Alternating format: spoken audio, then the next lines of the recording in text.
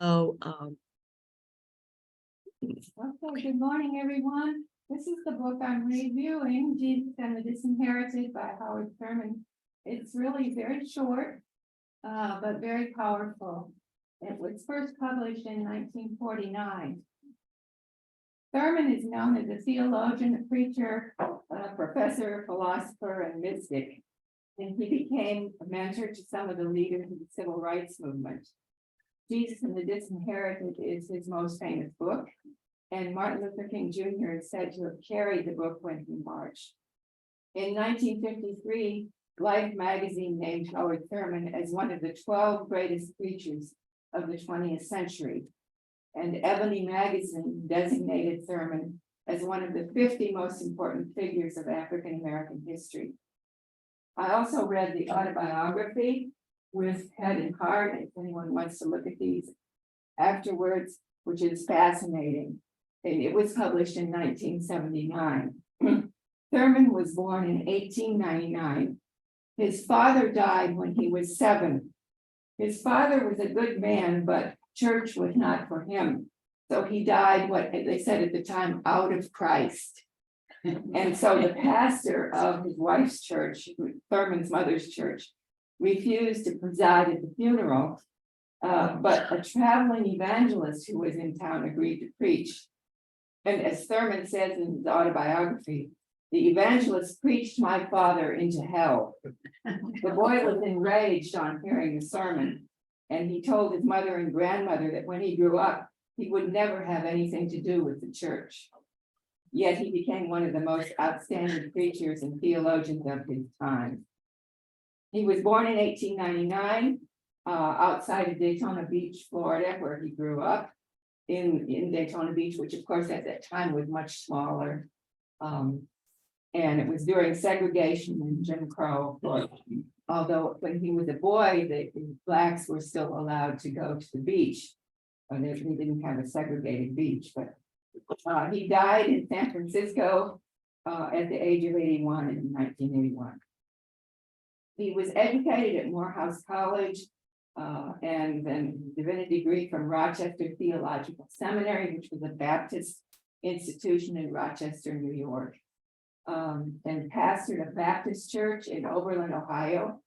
And then he took some time to study with a Quaker scholar.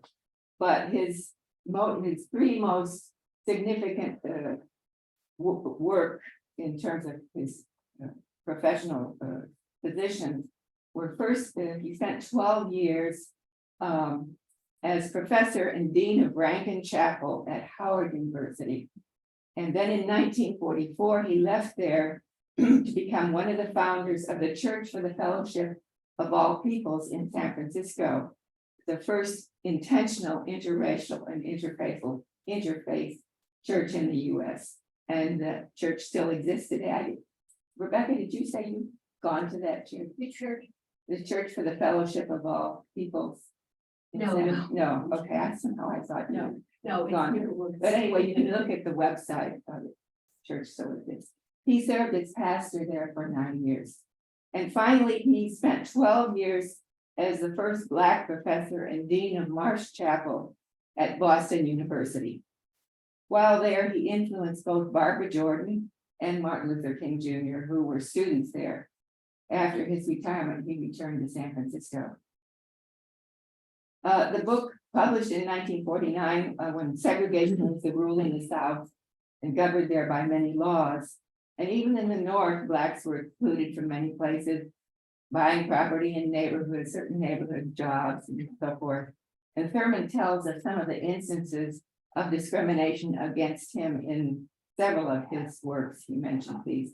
One particularly, I always think of San Francisco as so progressive, but even in San Francisco, when he lived there in the major hospitals, Black physicians were not allowed to practice there. When he went to the hospital often to visit parishioners, he was asked, "What are you doing here?" And things like that. The themes of the book were first addressed in a lecture that he gave in 1935 called Good News for the Disinherited. And then he continued to work on this. He said, I had been wrestling with ideas concerning the significance of the religion of Jesus to the powerless and the disadvantaged for some years. He wrote a prose poem. There was an article published. He wrote a prose poem, gave another lecture, and he said, I continued to struggle with the central issue, which was the apparent inability, the demonstrable failure of Christianity to deal effectively with a system of social and economic injustice with which it existed side by side throughout the Western world. Finally, then, it was published in the form, it is today in hard copy in 1949. His writing style is very clear and straightforward. In talking about his writing in general, he said, I write like I was giving a talk. And that's really how it's easy to read, although his ideas are complex. And he relates many personal experiences and concrete examples to illustrate his points. The language is of his time.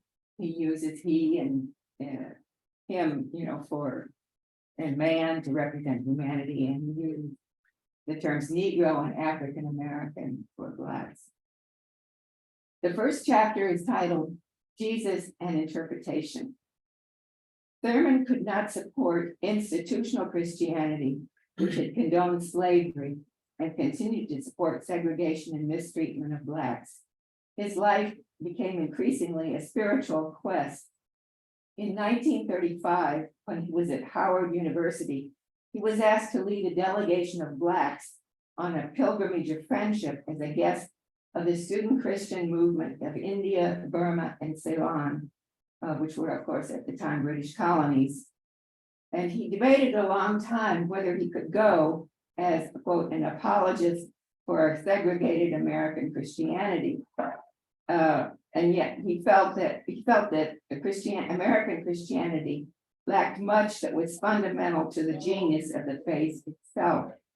But at the same time, he recognized that going on this would provide a great opportunity that had not existed before. So he discussed his misgivings and with his wife, and he wrote to the committee that invited him, but they still wanted him to go. And so while he was in India, he met with Gandhi, and he was, of course, very much interested in Gandhi's ideas on nonviolence. But during the trip, after a talk at the law college at the University of Columbia in Ceylon, the head of the school, who was a Hindu, asked him for coffee.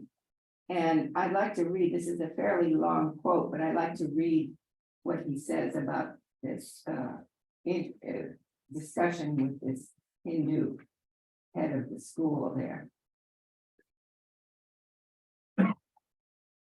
The Hindu said to him, more than 300 years ago, your forefathers were taken from the western coast of Africa as slaves.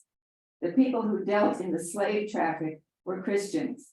One of your famous Christian hymn writers, Sir John Newton, made his money from the sale of slaves to the New World. He is the man who wrote How Sweet the Name of Jesus Sounds and Amazing Grace. There may be others, but these are the only ones I know.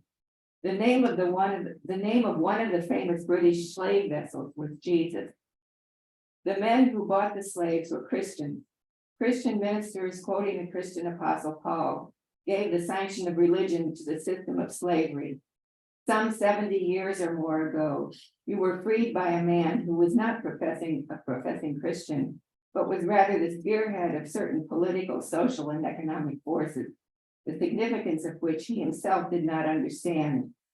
During all the period since then, you have lived in a Christian nation in which you are segregated, lynched, and burned. Even in the church, I understand there is segregation. One of my students who went to your country sent me a clipping telling me about a Christian church in which the regular Sunday worship was interrupted so that many could join a mob against one of your fellows. When he had been taught and done to death, they came back to resume the worship of their Christian God. I am a Hindu. I do not understand. What are you doing here? He said. So this led to a 5-hour discussion with this man, between this man and Thurman. And the religion of Jesus basically is Thurman's answer to that, to this question. So this first chapter in which he relates this story, it starts with the historical background of the context of Jesus, that he was a Jew, and cannot be understood outside of the community that Israel that held with God. Second, that Jesus was a poor Jew. I never picked up on this in Luke. He talks about in Luke when Jesus is taken for dedication in the temple, and the offering is, there are two different offerings, and they're supposed to be a lamb and then a turtle dove or a pigeon. But if the mother cannot afford a lamb, then she can bring a turtle dove or a pigeon. So Mary brings two pigeons. So Jesus' birth into poverty identifies him with the masses of human beings, because the masses are poor. And third, the Jews were a subject people. Jesus was part of a minority dominated and controlled by the Romans. He grew up in Palestine, where revolutionary currents were surging. A few years ago, I reviewed Reza Aslan's The Zealot, which is a very good book for describing the revolutionary currents in Palestine at the time. The question for all socially and politically disinherited people is, how can I survive? For Jews of Jesus' time, what must be the attitude toward Rome? Rome, the enemy, the great barrier to peace of mind. Rome was everywhere. Thurman says, quote, "This is the position of the disinherited in every age. What must be the attitude toward the rulers, the controllers of political, social, and economic life? This is the question of the Negro in American life." And Thurman discusses then various options that the Jews had in the face of Rome. The rest of this book is, there's a chapter on each of what Thurman calls the hounds of hell, which dog the footsteps of the poor. Thurman uses a variety of terms for the poor, the disinherited, underprivileged, disenfranchised, dispossessed, people with their backs against the wall. He says that most people live with their backs against the wall, yet few sermons in Christian churches are addressed to this group. Thurman's book is for the disenfranchised. So chapter 2 is about fear, the first hound of hell. We need to remember that he grew up in the South during the days of Jim Crow, and he describes fear, the fear of the dispossessed, in this way. It is a climate closing in. It is like the fog in San Francisco or in London. It is nowhere in particular, yet everywhere. It is a mood which one carries around with himself, distilled from the acrid conflict with which his days are surrounded. It has its roots deep in the heart of relation between the weak and the strong. Fear comes from a sense of isolation and helplessness in the face of various kinds of violence. An unequal contest between the weak and the strong is a source of humiliation and attacks the sense of self-respect and personal dignity. The weak learn ways of acting to reduce the threat of violence, but segregation is a great evil because it breeds fear among the weak, but also among the strong. What help can be found in the religion of Jesus.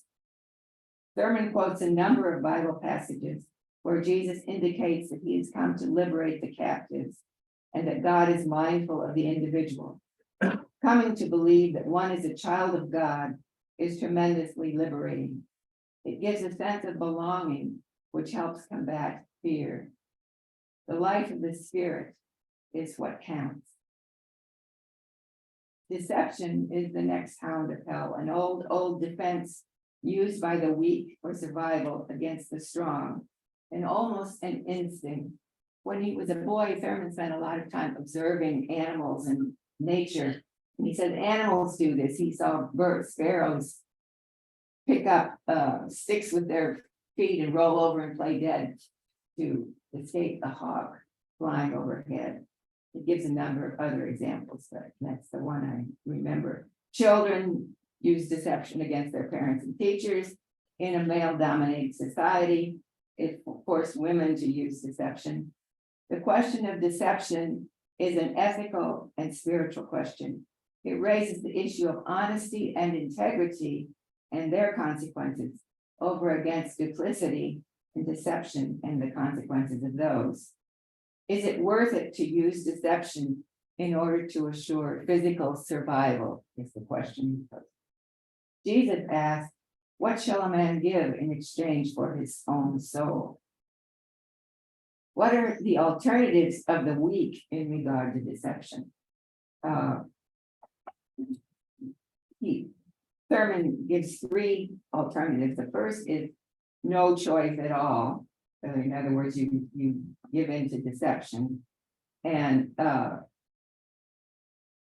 in order to survive, and the strong expect to be deceived. And Thurman says the first alternative is to accept the fact that one situation being what it is, there is no sensible choice offered. The individual is disadvantaged because he is not a member of the party in power, the dominant controlling group. His word has no value anyway. In any contest, he is defeated before he starts. He cannot meet his opponent on equal terms because there is no basis of equality that exists between the weak and the strong. The only thing that counts is victory, or any level on which victory can be achieved. There can be no question of honesty in dealing with each other, where there is no sense of community. Such a mood takes for granted a facile insincerity. Thurman offers a second alternative.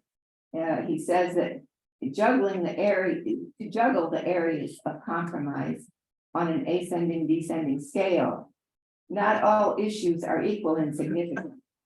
The greatest challenge is how to revitalize the barren places in the soul so that the disadvantaged value something besides survival.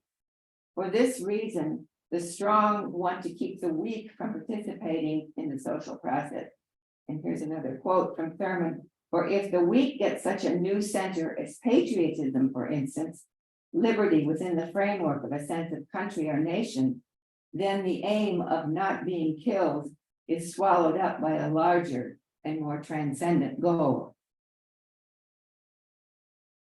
Thurman lays out a third possible alternative in regard to deception. That is a complete and devastating sincerity. Jesus said, let your communication be yea, yea, nay, nay. Thurman says that within his context of great social pressures upon him and his group, Jesus had to be aware of what he was saying and the consequences. Jesus substitutes sincerity for hypocrisy. Sincerity is not a defense mechanism against the strong, as is hypocrisy, but sincerity takes away the defense of the strong. In the face of complete sincerity, the experience of power has no meaning. Rather than a relationship of power, there is simply a relationship between human beings. Awareness of this marks the supreme moment of human dignity. The third hound of hell, chapter 4, is hate.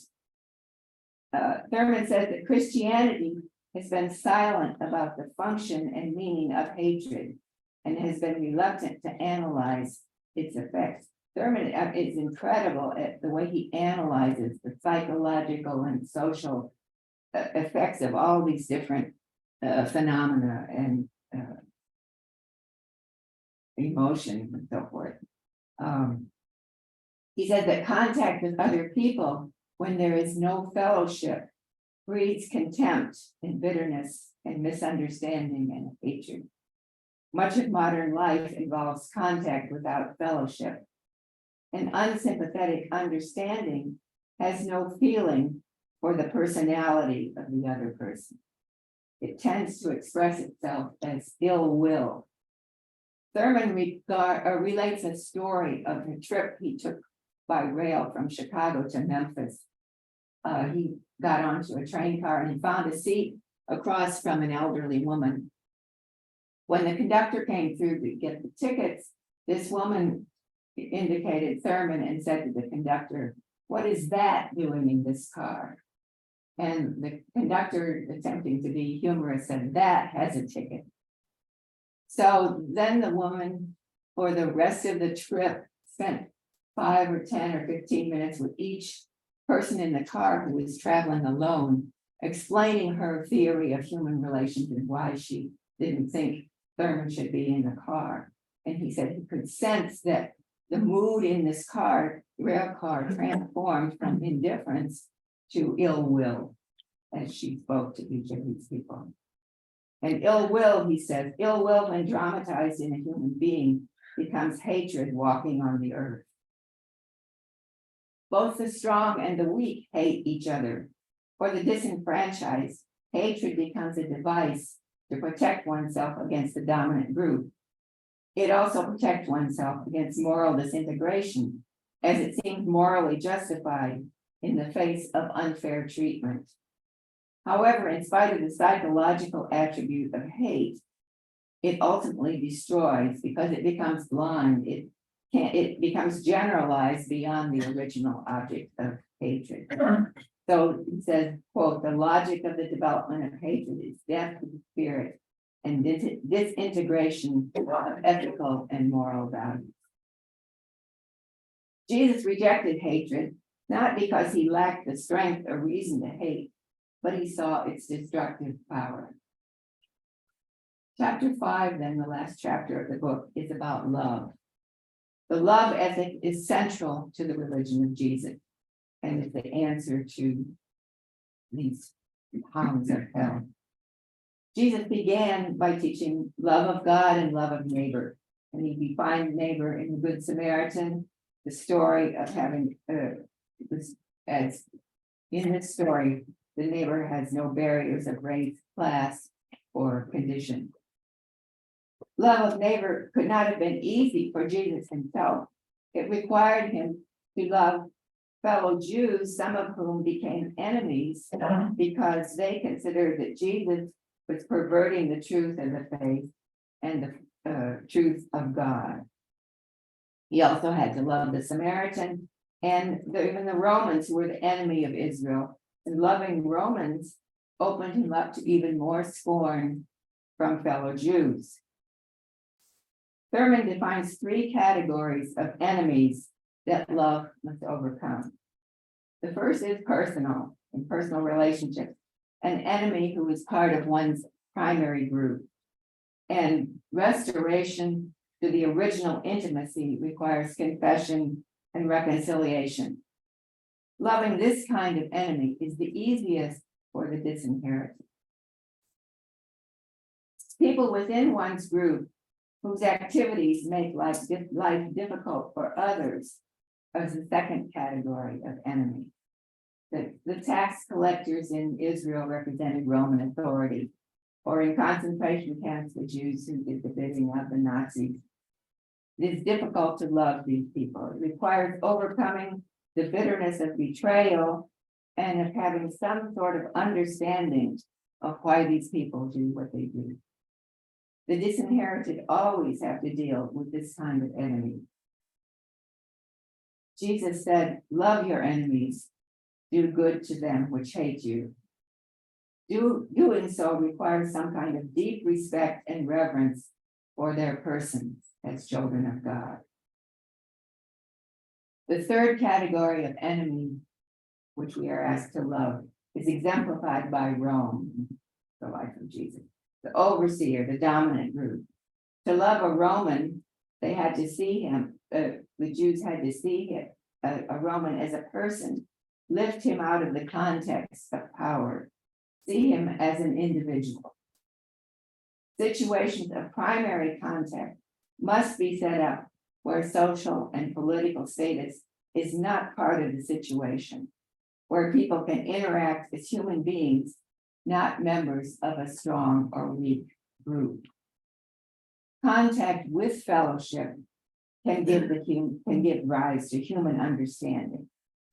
Quote from Thurman, "It is necessary, therefore, for the privileged and the underprivileged to work on the common environment for the purpose of providing normal experiences of fellowship. The first step toward love is a common sharing of a sense of mutual worth and value. And the experience of a common worship is such a moment, and this is why he condemns so much segregation as a moral and ethical evil. Having separate churches by race and cultural group is a deep failing of American Christianity, a great sin. Even a single experience in which barriers are removed can be of great help in developing the technique of finding ways to interact with individuals. For it is a technique, a discipline, a method, this setting up situations where people can interact as individuals.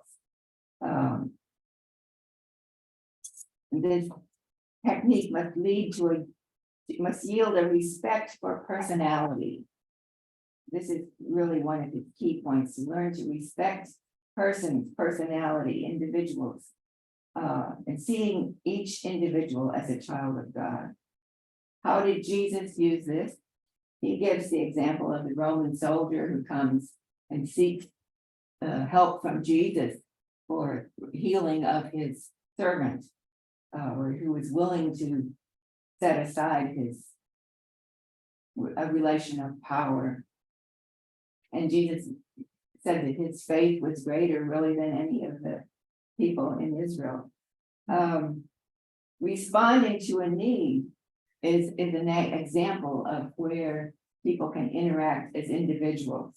And he cites an example of a flood disaster that happened. This was a long time ago, but in Vanport, Oregon was a suburb of Portland. At the time, Portland was very racist city, and all the minorities lived in Vanport. And there was a flood, a very sudden flood. There was a little bit of warning, but they didn't, have the people leave. This is not, that detail is not in Thurman. I looked up then what happened.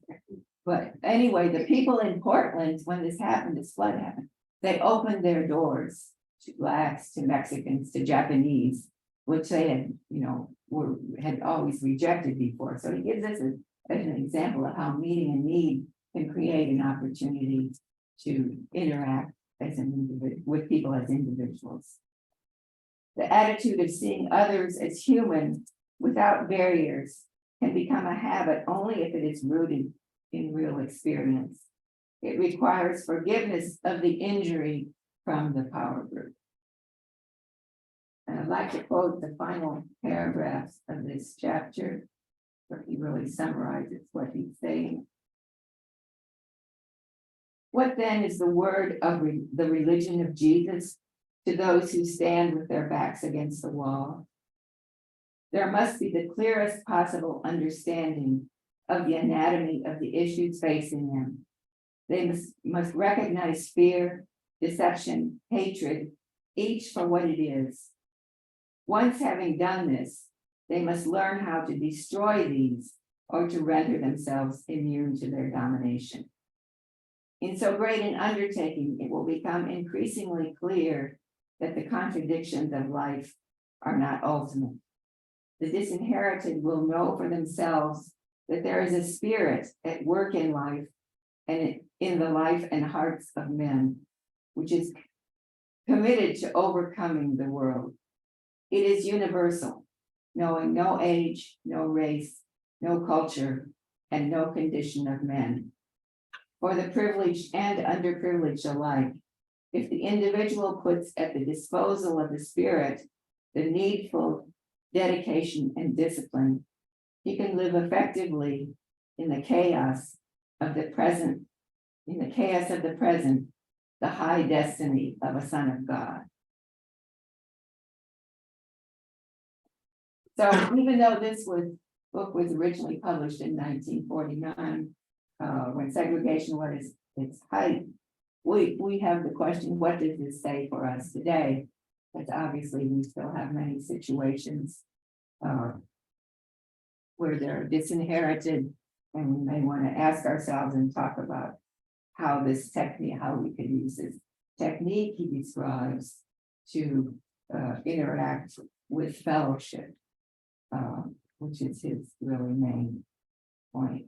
The book was first published in paperback in, I think, well, 76, but this was from 1996, and there's a foreword by Vincent Harding, who was a theologian at a university, a school of theology in Denver, and who was also a civil rights leader and a colleague of Martin Luther King Jr. And it's interesting when he says at the end of the 20th century, he's, the population is different from when Thurman wrote this book, and that many people who are disinherited is at the end of the 20th century. He mentions, the drug addicted, I forget what all he says, but they may not have any contact with the religion of things, with the church, as in when the book was written, the church was much more prevalent in the lives of many of the disinherited. But it's a challenge, and yet Harding says that he was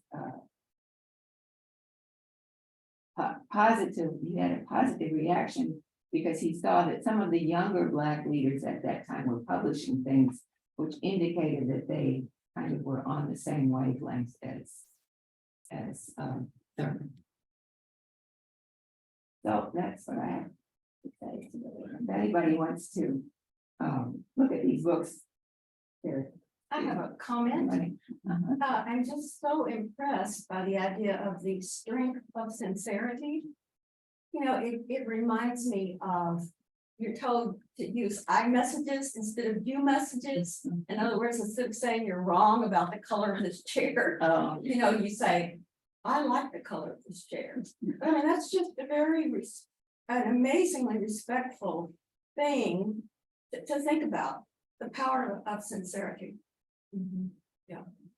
Oh, this is recognizes good. that it's not easy. At one point, he says, that doing all this will require intense surgery among the disinherited to be able to do these things.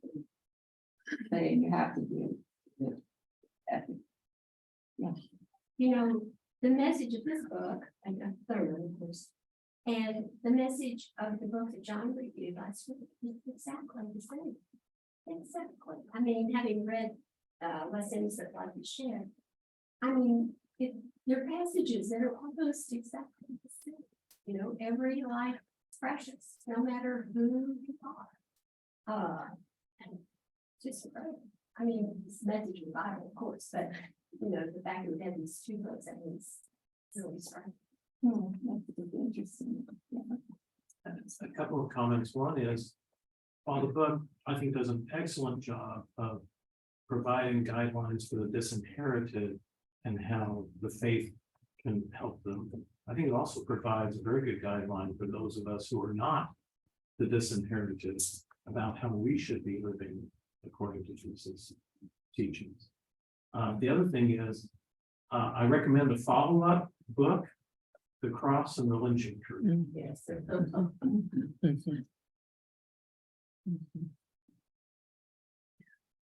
One of the comments that you made, that you quoted, was a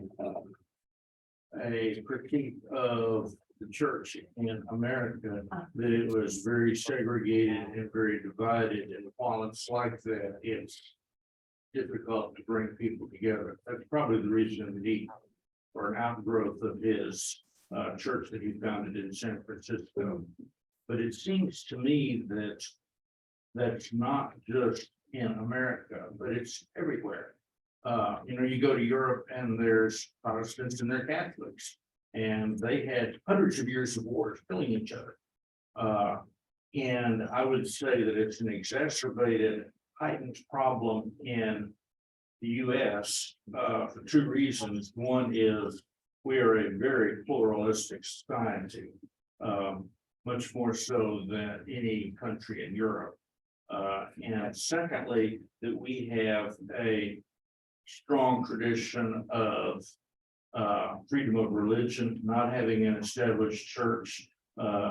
If the Church of the Sanctified Brethren has shady people in it and half of them disagree, you'll end up with two churches of the Sanctified Brethren. Yeah, he really indicates that this message is not, I mean, he's focusing on America, but it's for several points, he said the Western world. You know, a lot of these things. I guess I was wondering if, Christianity has been used as a means of structuring our society and supporting a power structure. But I kind of feel that like every religion has that historically. The time of Christ, Judaism was kind of manipulated to support a power structure. And I think, if you look at Israel, the state of Israel, there's probably ways that maybe the Jewish faith is used to support a structure. Certainly that's the case in this country. You talked about Hinduism, Yeah. but there's a caste structure which is integrated into the religion. So how do we change that? How do we change that so that the religion becomes not merely an institution to another institution that supports the structured society? So I think this is the main weakness of Thurman is he actually doesn't get into what we call the political realm. That's consistently the issue that civil rights leaders brought up, that leaders after King, even during King's time, I think of Malcolm X. Main problem with Thurman is in his writing is wholly disinterested in creating political solutions to the issues of race and religion. So this is why I like that he focuses on fellowship, but he doesn't really address the fact that, yes, the problem with why he mentions Western world is that Christianity has so functioned as an institution that has reordered societies all throughout the world towards a particular European white religious standard. And so in terms of what Howard would say is, so what's the solution? Well, he's not interested in, well, how do we dismantle a system like that? He's more interested in the practical ways in which a person of faith, particularly people of color, are able to really live in a predominantly white society. Which again, I think that's why, you had people like, I think Otis Redding II, he said, Otis Moss II, Otis Moss III's father said, for us, Thurman was always the spiritual voice of the civil rights movement. But the people who actually did the civil rights leaders, right, wouldn't take strategies and cues from Thurman. They would have said, we need the foundation is Thurman. Well, we've already made strides a few weeks ago when we became an RIC congregation. I think that's a huge step. Did you get that? Beverly Palmer said we made strides just a few weeks ago when we became an RIC congregation, looking at, but I'm not sure. I may offer a couple of comments to Pastor Sergio's comments. Number one, and these are speculation. It may be that Thurman, in not emphasizing the political, was being very practical in trying to write a book for 1949 or preaching sermons in the 40s, which would not drive away the people that he wanted to influence or even lead him to be lynched. The second comment is he may have just seen it from a theological standpoint that we have all fallen short of the glory of God, and trying to reform any human institution so that it is fully compliant with the glory of God. It's a fool's thing. You can't do it. It's not in the nature of humans as God created them. Bill, you wanted to say? Yes, I find it interesting that things happened after Thurman, or perhaps while he was still alive, but after this book. And now we're coming around to say, do we want to get rid of special admissions quotas for disinherited people? I mean, there's a feeling today, I just read something that in California, a great number of Hispanics and Asians are opposed to these sorts of quotas. And don't want, the University of California system to do that. Everybody is expecting the Supreme Court to say this thing. Well, and his sermon is really emphasizing the contact between individuals rather than institutional, like you said. Doesn't get into institutional reform. He's really speaking of the spirit of the individual interactions with individuals. But of He course, was in the very context- successful based on his influence on the civil rights movement. He was preaching to individuals, change the way you think, change the way you interact with people that are opposed to you. And look how many people took that up. I mean, Well, you have to have that before you can make the institutional change. What Thurman was proposing was really, as you said, the foundation. You have to have that foundation to get people to think differently before you can put policies in place. But if you wait for everybody to be told. Oh, you can't. You can't, I mean, for heaven's sakes. So I slightly changing the conversation. I disagree with the foreword of Thurman because, yeah, Harding. So the reason why I think this book is more timely for people that find Jesus not in the church. You have an entire generation who have want to do nothing with the church, but everything to do with Jesus. That is the book that they would probably go to. And I know I've seen it. It's like, was I right? And those students, like, they have no interest in church, but have everything to do with Jesus. So I think Thurman's message, even more so, is more timely for people that are quite tired of an institution like the church.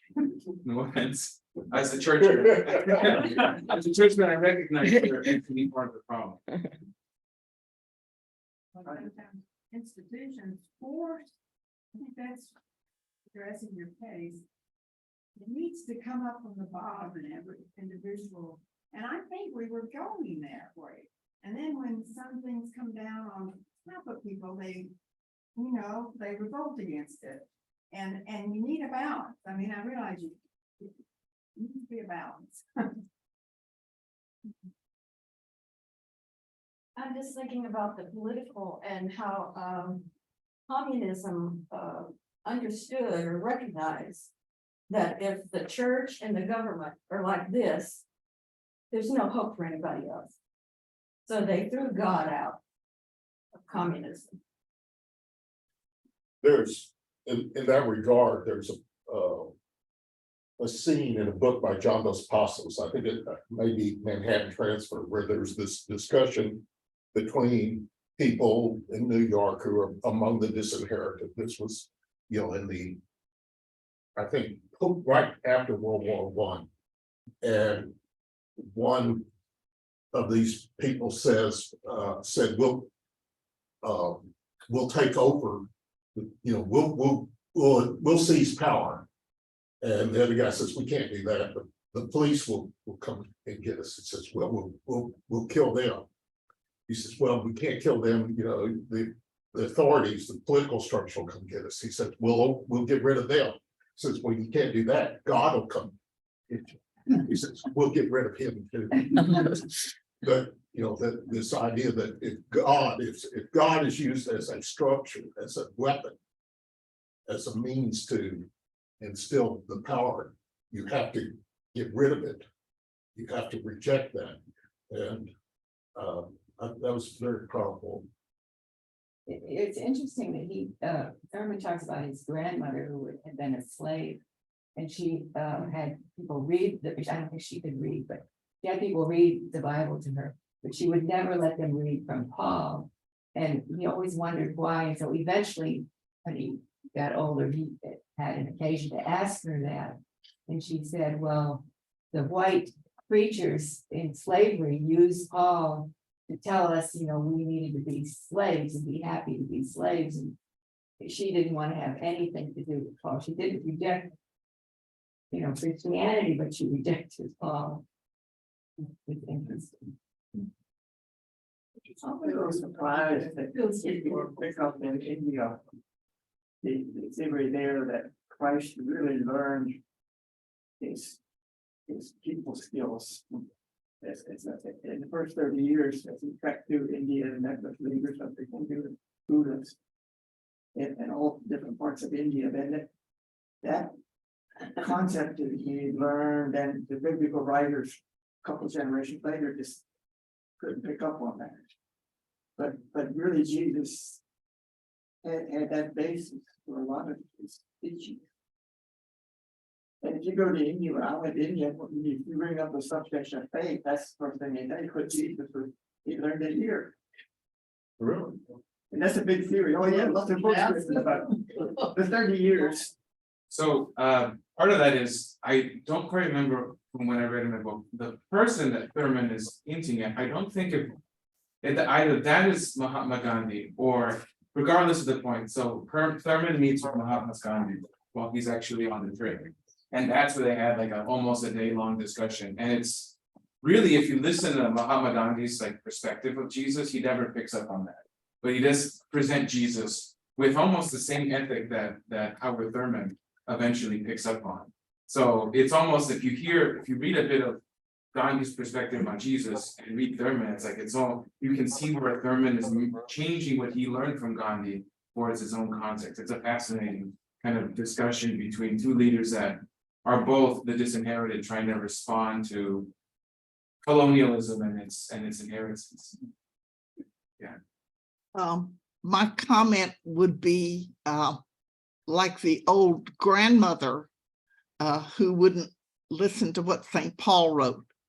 Paul wrote in a society of male dominance personified. And I don't like some of the things Paul says about women. Well, Paul didn't say all of the things that Paul supposedly said. There's a lot of controversy about whether he actually wrote some of those books. There's facing controversies there. The other thing that I think is lost in damning Paul is that at that time, everyone expected Jesus' return and the second coming to be tomorrow. And if that kind of time frame, you're not thinking about what sort of society do we want to have for the next 1,000 years. You're not thinking that way. And that's why he says in the eyes of God, slave and free are the same. Now, right there at that moment, they weren't, but they expected that to change momentarily. And it's hard for us to get our mind back into that state. Yeah, Thurman kind of explains Paul, saying that, Paul was a dual, he was a Roman citizen as well as a Jew. And so he had this protection that others didn't have. We wouldn't be Christians without Paul. Yeah. Let's put it that way. Yeah, he was not really critical. Thurman was not critical of Paul. He was defending. And I think what we're dealing with is what is to be a significant problem for the church today. And that is all our documents are 2,000 years old. And that's very hard to speak into. I mean, even what Luther said is now hundreds and hundreds of years. Yeah. I read a biography of Barbara Jordan a while back, and that book talked about how Thurman really influenced her at Boston University. Apparently Boston University was one of the first or only university to accept Blacks for a period of time. But she was raised, with an evangelical Christianity that she really couldn't accept. And he gave her a whole new perspective on Christianity. She was really greatly influenced by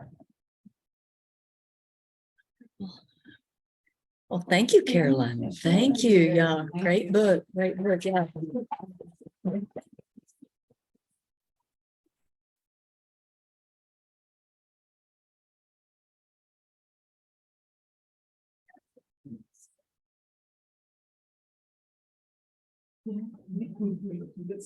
Technology using.